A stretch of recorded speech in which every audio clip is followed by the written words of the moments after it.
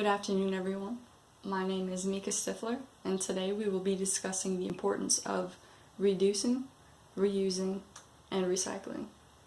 So, by a show of hands, how many of you in here are planning on having a future? That's a lot of hands. That's very interesting because today's topic revolves around ensuring a safe and healthy future for everyone in this room. So just to kind of get you guys familiar, according to research from the World Health Organization, more than 9 out of 10 of the world's population, which is 92%, lives in a place where air pollution exceeds safe limits. We're talking about the air that we breathe in every second of every day. That's pretty scary, especially because out of that statistic, this place is included in it. This issue is touching your home, your friends, your families, but we have the power to help reverse this and do something about it. This comes down to the golden question. What can we do about it? Well, we can ensure the health of ourselves and loved ones by choosing to go green and recycle.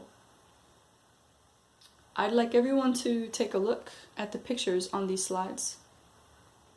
You'll see dead animals with bellies full of plastics, or even, strangled and wrapped up in plastic material.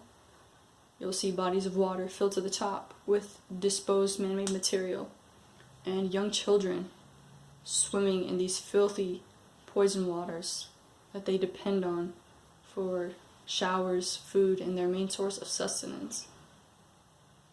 How did this happen? Well, this happened by pollution. Pollution is destroying our earth more and more each day, from our waters to our landfills to the air that we're breathing in every day, like mentioned before. We are suffering, just like billions of other people around the world.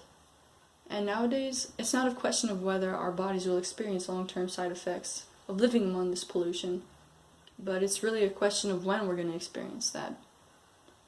Roughly 1 billion pounds of garbage is dumped into the ocean every year. This occurs both intentionally and unintentionally. But regardless of the motives, it's an issue that's demolishing other sea life as well as the ecosystems that have been present and balanced for centuries before us. Over 1 million seabirds and 100,000 sea mammals are killed by pollution every year. This pollution is coming from us. This is all man-made stuff. America alone buys they buy more than 29 million bottles of water a year, and only 13% of those end up being recycled.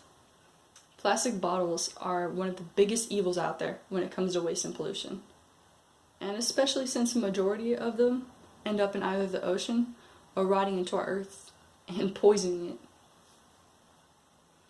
With all these facts laid out, we can confidently concur that recycling is the answer, and it's the most smart answer that we have thus far. But what is considered recycling, and how will recycling actually help? Well, the most simple definition of recycling is the process of converting waste material into reusable material. Recycling reduces the amount of waste in the world by reusing materials that would otherwise end up in landfills or at the bottom and the tops of our oceans, or inside of dead animal bellies. Huge amounts of energy are also used when making new products from raw materials, so I'm sure you could imagine that recycling requires much less material because it's already being processed from material that was once, raw, and therefore it helps to preserve our natural resources as well. We've discussed the importance of recycling and why we should do it, but how do we actually recycle? So this comes up in, when it comes to bottles, aluminum cans, soft drinks that you have, instead of tossing them in the garbage, toss them in the recycling bin. Even old newspapers, don't throw those away. You could recycle those too in the recycling bin. You could avoid using plastic materials, like, plastic bags from the grocery store, opting out for paper, Ziploc bags, sandwich bags for lunches, instead using bowls or bottled water, like mentioned before. Just get a reusable water bottle. and keeping an eye out for products that use as less packaging as possible. Millions of dollars is spent on packaging material that only ever end up going straight to the dump. How many products do you buy where you open it up and you keep all that packaging material, plastic, cardboard? You never do. Go straight in your garbage. So, like mentioned before, all aluminum cans, glass, plastic bottles, and cans and cups as well. And another important thing that many people don't think about is, instead of throwing out old materials that you're no longer using, for example, clothes, toys, notebooks that aren't completely filled, donate those. Give those back to the community instead of just throwing them away.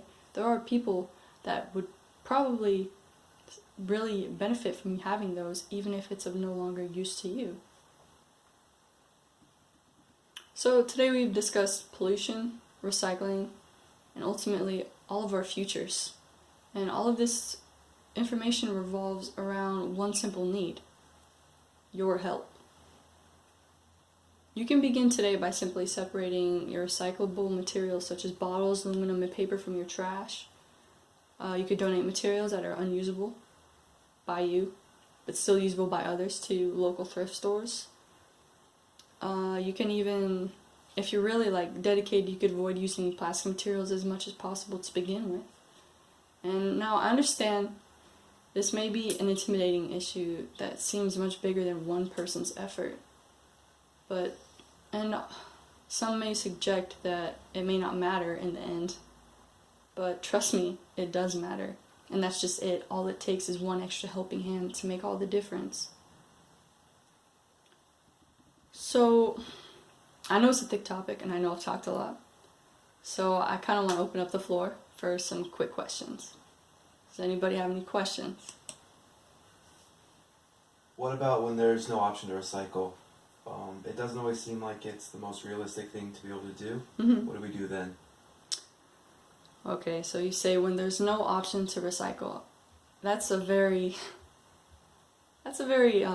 good question, actually, because unfortunately, not every place condones the act of recycling.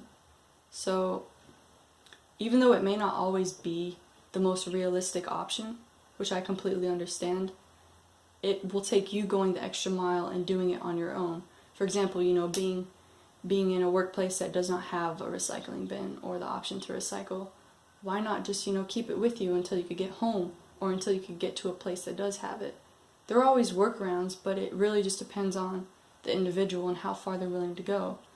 Hopefully you could take out of this presentation the effects that it's having on everybody, people and animals alike, and you could be the one that makes that difference and be the leader. And if other people see you doing that, imagine the much bigger difference you could make if you get other people inspired to do it themselves. That answer your question? Yes, thank you. Of course. Does anybody else have any other questions? No?